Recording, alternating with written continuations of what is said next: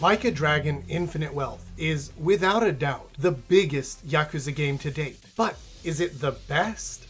Well, yes and no. By the way, I'm Taylor's friend Jack, helping out during the busy JRPG season, so you won't miss a single review. Overall, Infinite Wealth is the best produced, most thorough Yakuza game to date, and is full of incredible story beats, multiple laugh-out-loud moments, heartfelt side quests, and mini-games to lose yourself in for hours. Like a Dragon took the series in a whole new direction, and Infinite Wealth takes those ideas and expands on them while adding a new layer of polish to nearly every aspect of it. That said, not every change is necessarily for the better. So let's dive into what works in this iteration of the formula and what just doesn't quite land. Spoiler alert, while I'll avoid any major story spoilers, there will be minor spoilers in parts of the review footage, such as locations or characters that are in the party. No way. Diving into the story first, Infinite Wealth picks up a short time after Like a Dragon left off. While you can play this game without having played any previous entries, it is a direct sequel to Like a Dragon, so some characters and situations will be easier to understand with that background knowledge. For longtime Yakuza fans, there's also a part of the game later on that will absolutely tug at your heartstrings, so the more familiar you are with the series, the more you'll enjoy those parts. We open with Ichiban Kasuga and his crew living their best lives in Yokohama. Ichiban has started a job at Hello Work, helping former Yakuza members get civilian jobs, the same place that helped him get a job after leaving his Yakuza clan. Through a series of events, Ichiban finds himself flying to Hawaii in search of a long-lost family member. This is essentially the basis of the story, which in true Yakuza form evolves into a wild weave of political intrigue, betrayal, and redemption. I won't go too deep into the story here for spoiler purposes, but it is excellent and thoroughly engaging once it gets going. But that also leads me to my first gripe about the game: the pacing. JRPGs in general, and the Yakuza series especially, are known for having very long and slow intros before getting into the action. Infinite Wealth takes that to a whole new level though, as the intro section before the game opens up completely was nearly 7 hours long for me, 6 hours 43 minutes to be precise. While every moment of that was fun and enjoyable in its very Yakuza fashion, it's also very long. More on this later. Once it opens up though, you're treated to one of the best locations of any Yakuza game so far, the beautiful islands of Hawaii. This is where the bulk of the story takes place, and it's an absolute joy to explore. The city itself is gorgeous and does a very good job of showing all parts of the city, from the idyllic beachfront to the slums and projects created by the rampant inflation caused by tourism. The story even touches on these themes of social divide, helping explain why the seemingly heavenly visage of Hawaii might also be covering up some seedier social elements. Well, it's been a hell of a journey so far. From the moment I came here, I've had nothing but non-stop madness. The cast of characters you meet is Yakuza at its best, with the most eclectic and interesting group you could imagine. The gang from the first game is mostly present, with some excellent new additions as well, including a longtime fan favorite character. Each character is thoroughly fleshed out and has two ways to increase your bond with them. First is a persona-like drink link, where you can find out more about their pasts, their motivations, and their goals, and the other is the new walk and talk mechanic, where you can learn minor details about each character from things you see when walking around the city. They come with little stories and are mostly interesting, funny, or open up new sides of a character that you might not expect. Each character is very thoughtfully written and fleshed out, making them feel like real people, and the voice actors are superb. While a lot of JRPGs skimp out on their English voice actors, Infinite Wealth doesn't cut a single corner. Freeze. Hands up.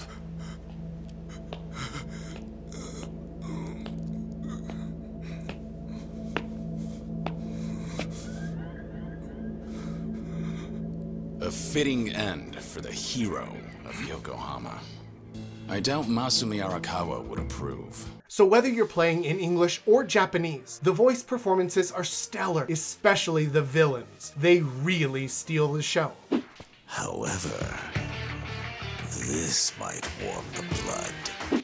Speaking of characters though, my main complaint with the game returns again: the pacing. At the time of writing this review, I'm over 65 hours into the game, and I still don't have all the playable characters. While I can understand the story reasons for why certain characters don't come around at the beginning, they also aren't story locked for reasons like in Persona games. They simply don't show up until later, much later.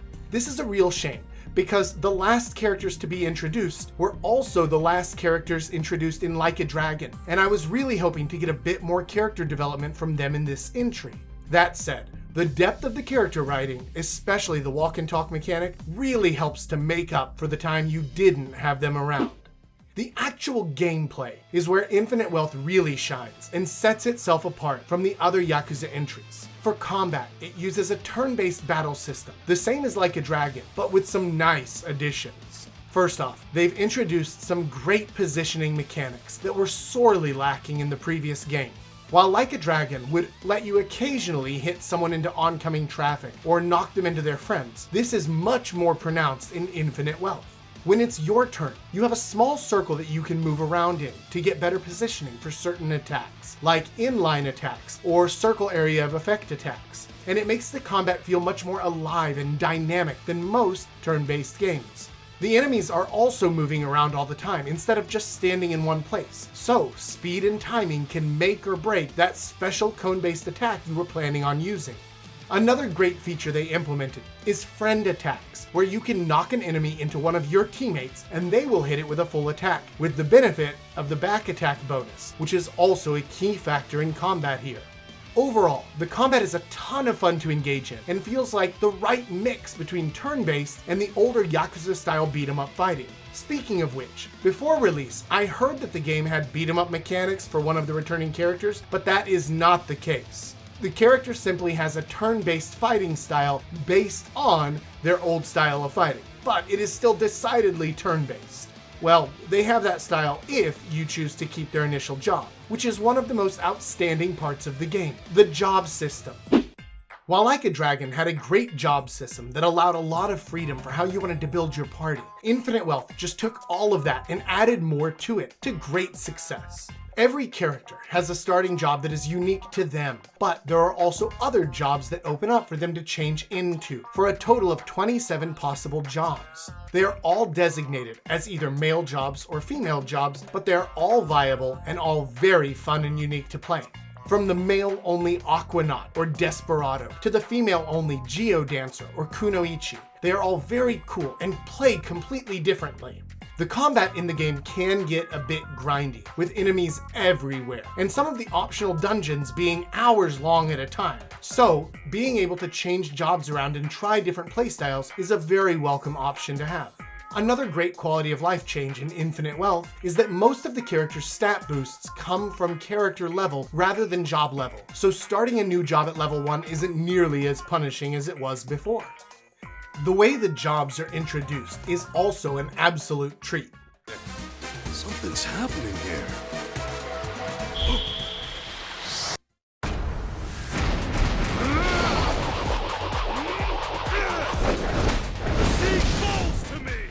You buy a Hawaiian tourist package, and the character comes up with the idea for the job in a dream state. Each job introduction is really awesome, but again, with the pacing. I was waiting for jobs to unlock, like they did fairly early in Like a Dragon, but it seemed to take forever. For me, the jobs didn't unlock until I'd logged 24 hours of playtime. It would certainly be faster if you were doing nothing but story missions, but not by too much. I was doing about 50% of the side content as it became available to me. Certainly not an unreasonable amount, which makes the 24 hours to unlock one of the key elements of the game seem silly. Moving on though, the Yakuza games are known for having superb side content, and Infinite Wealth is no exception to that rule. In fact, it might be the exception in that every single piece of side content is excellent. The side quests are called sub-stories, and with good reason. Instead of being a simple fetch quest or crafting quest like many JRPGs will have for side quests, every sub-story feels real and purposeful, like it's a part of Ichiban's story and experiences as he's chasing down his main mission. Even something as small as helping a young boy with his lemonade stand turns into something far more serious and personal, tying to Ichiban's personality and character. Many of the side stories also have follow-ups before finishing, closing an open loop on a character and helping you better understand the people in his world and how Ichiban feels and reacts to them. They can range from the emotional and heartfelt to the silly and ridiculous, but they are all excellent. One of the standout sub-stories from early in the game is a woman who's running a new dating app, which, as you might have guessed, you get to try out. It becomes its own little mini-game that is insanely fun and addictive to play with, and leads to, well, it leads to results of some variety. I'll leave it at that so you can experience it for yourself. Speaking of mini-games, Like a Dragon had some of the best mini-games in the whole series, with the Dragon Cart, can collecting, and business management mini-games. Infinite Wealth has all of the series staples, such as poker, mahjong, shogi, batting, and of course, karaoke. But it also introduces some larger games of its own. The first one that you'll run into is Crazy Delivery, essentially a bike food delivery version of Crazy Taxi. It's a ton of fun to play, and just like Crazy Taxi, it gives more points for doing more jumps, stunts, and faster delivery. The second one you'll find is Sega's take on definitely not Pokemon, called Sujimon. You can find these guys by beating them in regular battles, by doing small time-dependent raids, or by drawing them with tickets. I'm not personally a huge fan of gacha mechanics, and this game is driven by them, which was a bit of a turnoff for me. While the battles themselves are fun enough, the Sujimon summoning system and the evolution system were pretty meh. To get your Sujimon to the highest evolutions, you'll have to summon and combine a lot of them. And I mean a lot. That said, the base gameplay and combat system is a lot of fun, and the deck building aspect of it can be addictive too, so your mileage may vary with this one. The last minigame is basically Animal Crossing meets Stardew Valley meets a tycoon game. You're tasked with cleaning up a rundown resort, Dondoko Island, by beating up all the trash piles and rocks around the island, which you can then turn into resources to build things. Your goal is to clean up the island and return it to its former glory as a resort that attracts tourists to come spend their hard-earned money to see your attractions. It's a ton of fun to play with and has a really addictive gameplay loop that can keep you working on your island for hours and hours, trying to make it look exactly the way you want, or just to appease the pickier visitors so they will give you more money. Out of the 3 minigames in Infinite Wealth, this one was my favorite, by far. But none of them actually grabbed me like the ones in Like a Dragon did.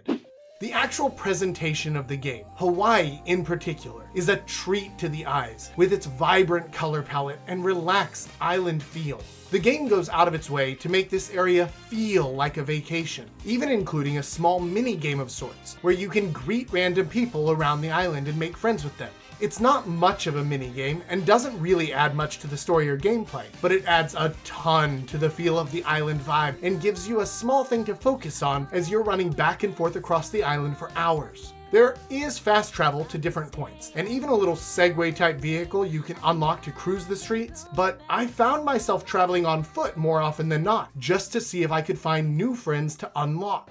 The music is nothing particular to write home about, but it is very effective at doing its job. Most of the tracks are the same as they are in the other modern Yakuza games, such as the somber side quest music that cues the emotional moments, or the sped up battle music cueing an incoming combat. None of it stands alongside the JRPG greats, but it's all very effective at doing its job, which is to help you connect with the game, the story, and the vibes of the moment.